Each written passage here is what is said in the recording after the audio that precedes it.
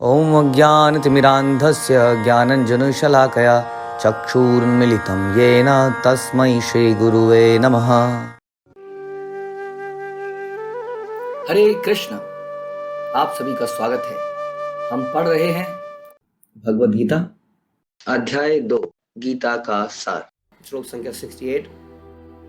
तस्माद्यस्य महाबाहो निगृहीतानि सर्वशः इंद्रियाणि इंद्रियार्थेभ्यः तस्य प्रज्ञा प्रतिष्ठिता।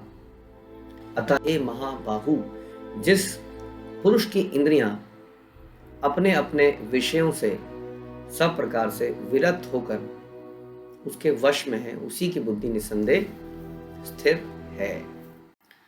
तो दोबारा से डिस्कस किया जा रहा है कि कौन स्थिर बुद्धि का व्यक्ति है, कौन व्यक्ति स्थिर है, किसको स्थिर कहा जा सकता है।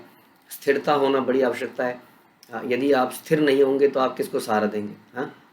कोई वस्तु स्वयं से ही स्थिर नहीं है। जैसे कि आपको याद है कि समुद्र मंथन में जब समुद्र का मंथन के लिए मंदरांचल पर्वत को उस पर रखा गया और पर्वत को मथने के लिए वासुकी नाग को उसमें लपेटा गया, और जब उसको मंथन करना शुरू किया तो देखा तो पर्वत जो है नीचे धंसता चला गया।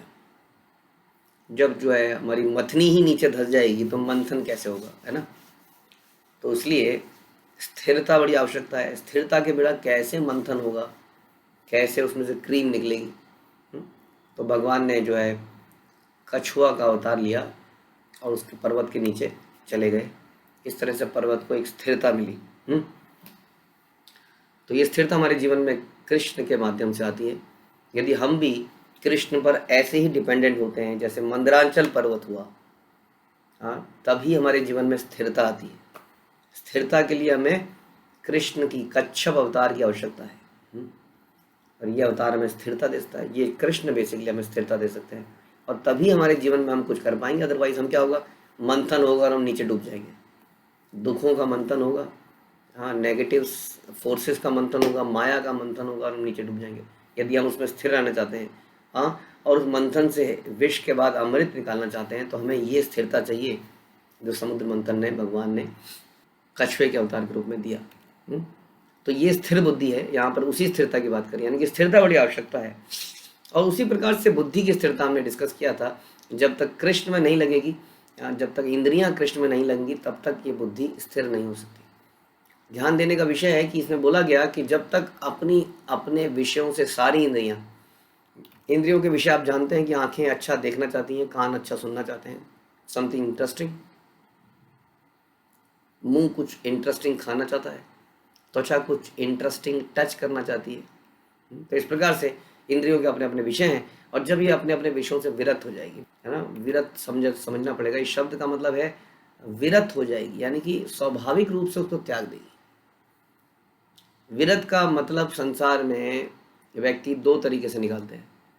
मतलब कैसे विरक्ति पैदा करी जाए। या तो व्यक्ति कहता है बिल्कुल बंद कर दूंगा, सब कुछ बंद कर दूंगा आज के बाद। कुछ लोग तो ऐसे हैं, कुछ लोग ऐसे हैं जो कहते हैं कि इतना करूंगा कि अपने आप विरक्ति आ जाएगी। ये दोनों एक्सट्रीम जो है टोटली गलत है। ऐसा प्रभुपाद बताते हैं, और ऐसा हमने अपने प्रैक्टिकल एक्सपीरियंस से देखा कि जब व्यक्ति ज़बरदस्ती विरत होने का कोशिश करता है, तो एक दिन वो बहुत ज़बरदस्त तरीके से गिरता है। और जिस चीज़ से विरक्ति कर रहा होता है उसी चीज़ में डूब जाता है। जैसे हमने कई बार डिस्कस किया है, कई बार कोई डायबिटिक पेशेंट ज़बरदस्ती करता है, या किसी बच्चे को ज़बरदस्ती उसके साथ किया जाता है कि मत नहीं देखने देंगे, नहीं करने देंगे। एक दिन मौका लगते ही मम्मी कभी तो जाएगी, पापा कभी तो जाएंगे, तो पूरे मज़े ले लेता है। तो इस तरह से एक तो ये हो गया एक्सट्रीम, इसमें तो हम सफलता नहीं प्राप्त करते। दूसरी एक्सट्रीम है जो कहते हैं इतना भोग करेंगे, करते करते करते विरक्ति हो जाएगी। ऐसा भी हमने नहीं देखा, गीता भी इसके लिए मना करती है। हमने सुना है कि व्यक्ति यदि भोग करता जाता है तो उसकी लस्ट बढ़ जाती है, उसके अंदर ग्रीड पैदा हो जाती है। ऐसा कभी नहीं है कि संतुष्टि हो जाती है। इंद्रिय तृप्ति में कभी संतुष्टि प्राप्त नहीं हो सकती इस संसार के अंदर। तो इस प्रकार से उसके अंदर कभी भी विरक्ति पैदा नहीं हो सकती है। तो इन दोनों एक्सट्रीम में विरक्ति नहीं होगी। लेकिन विरक्ति का एक तीसरा साधन है, जो कि ये है कि इंद्रियों को भगवान की सेवा में लगाया जाए, चाहे उनसे वही कार्य करे जाएं जो वो पहले कर रहे थे। यानी कि खाना खाने का काम वो पहले भी कर रहे थे, खाना खाने का काम वो अब भी कर रहे हैं, लेकिन अब कृष्ण को अर्पित प्रसाद ग्रहण कर रहे हैं, अवशेष ग्रहण कर रहे हैं। इसलिए अब जो है शुद्धि हो जाएगी। तो ये तीसरा रास्ता अपनाना पड़ेगा जो प्रैक्टिकल भी है और इफेक्टिव भी है। ध्यान रखिए, पहला रास्ता था नहीं थी, no no to this, no to this, I will not do this. हाँ, बुरा मत देखो, बुरा मत सुनो, बुरा मत बोलो।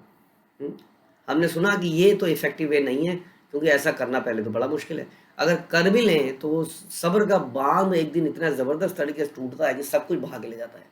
और दूसरा है कि हाँ, संभोग से समाधि तक इतना एंजॉय करो, इतना एंजॉय करो कि एंजॉयमेंट से विरक्ति हो जाए। ऐसा तो बिल्कुल हमने आज तक किसी को देखा नहीं। किसी एक चीज़ से विरक्त हो जाता है, भोग करते करते हो सकता है अपनी पत्नी से विरक्त हो जाए, लेकिन किसी दूसरी के पत्नी पे आसक्त हो जाता है। हाँ, ऐसा नहीं है, उसको सारे चीज़ों से विरक्ति हो जाती है। तो इसलिए एन्जॉयमेंट से हम कभी भी समाधि पे नहीं पहुंच सकते। तीसरा रास्ता है कि इंद्रियों को कृष्ण की सेवा में लगाया जाए। इस तरीके से स्वाभाविक रूप से उनको एक एंगेजमेंट मिलती है। हाँ, क्योंकि हम एक्टिव हैं, हम जीव हैं, हम जिंदा हैं, हमारे अंदर कॉन्शियसनेस है, हम वी मस्ट डू समथिंग। हम किसी न किसी कार्य में एंगेज होना आवश्यक है। इस प्रकार से हम किसी कार्य में एंगेज होते हैं, लेकिन वो कार्य इतना शुद्ध है कि वो हमें शुद्ध कर देता है। कृष्ण की सेवा इतनी शुद्ध है कि वो हमें शुद्ध कर देती है। तो इस प्रकार से जो विरक्त होती है, उस विरक्ति की बात कर रहे हैं, जब इंद्रियां अपने अपने विषयों से विरक्त हो जाती है। आई, अब हमारी आंखें अब किसी सुंदर स्त्री को, उस पुरुष को देखने की इच्छा नहीं करती है, वो कृष्ण के विग्रह को देखने की इच्छा करती है, या कृष्ण विषयक चीज़ों को देखने की इच्छा करती है बस। इसी प्रकार से जीव जो है अब कुछ नहीं प्राप्त करना चाहती, केवल कृष्ण प्रसाद ही ग्रहण करना चाहती है, वो केवल कृष्ण के विषय में ही चर्चा करना चाहती है। इस प्रकार से इंद्रियां अपने अपने विषयों से विरक्त, इसको कहते हैं विरक्त हो जाना। हाँ, अगर कोई व्यक्ति ऐसा कर पाता है तो उसकी बुद्धि वास्तव में स्थिर है, वही व्यक्ति स्थिर बुद्धि कहलाता है। ऐसा भगवान का मत है। यदि कि हमारी की संतान अगर ऐसी अवस्था प्राप्त कर ले तो समझ लीजिए हमने उसको विद्या दी, नहीं तो हमने उसको क्या दिया, जिससे उसका अहंकार और बढ़ा। तो यही असली विद्या है, यदि हम अपने बच्चों को इस प्रकार से और खुद को इस प्रकार से स्थिर बना पाए कृष्ण भक्ति में। प्रभुपाद कहते हैं कि इंद्रियों को दमन किसी मानवीय प्रयास द्वारा नहीं हो सकता। मानवीय प्रयास, जैसे मैंने बोला, मानवीय प्रयास दो तरह के हम जनरली करते हैं, या तो इस पार या उस पार, या तो टोटल एब्स्टिनेंस नहीं करना है, या टोटल एंगेजमेंट, इंडल्जमेंट। हाँ, तो मानवीय प्रयास से नहीं कर सकते, अभी तो उन्हें भगवान की सेवा में लगा के कर सकते हैं। जो व्यक्ति है हृदय संगम कर लेता है कि कृष्ण भावनामृत के द्वारा बुद्धि स्थिर होती है, और इस कला का अभ्यास प्रमाणिक गुरु के पद प्रदर्शन में करता है, वह साधक अथवा मोक्ष का अधिकारी कहलाता है। जो इस प्रकार से कृष्ण भावनामृत में लगता है, गुरु के मार्गदर्शन में, गुरु के पद प्रदर्शन में, उसको मोक्ष का अधिकारी माना जाता है।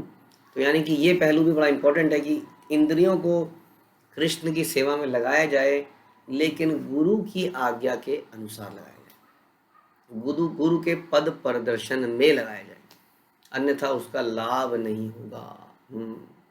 वह व्यक्ति मोक्ष का अधिकारी माना जाता है। तो बहुत अच्छा श्लोक है। I think we are towards the end of this, कैसे इंद्रियों को संयम में किया जाए। भगवान ने कई सारे श्लोक इस पे बोले, I think very clear, her angle से भगवान ने बोल दिया। इसके बाद भी जो व्यक्ति नहीं समझे कि गीता हमें इंद्रिय संयम के लिए कहती है, किस प्रकार से भगवान की सेवा में लगकर, तो वो व्यक्ति मूर्ख है।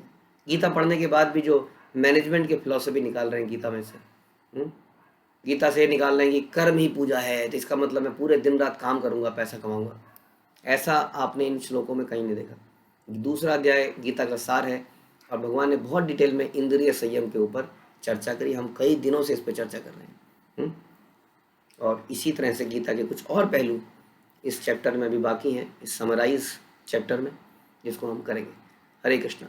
भगवद गीता की जय। श्रील प्रभुपाद की जय।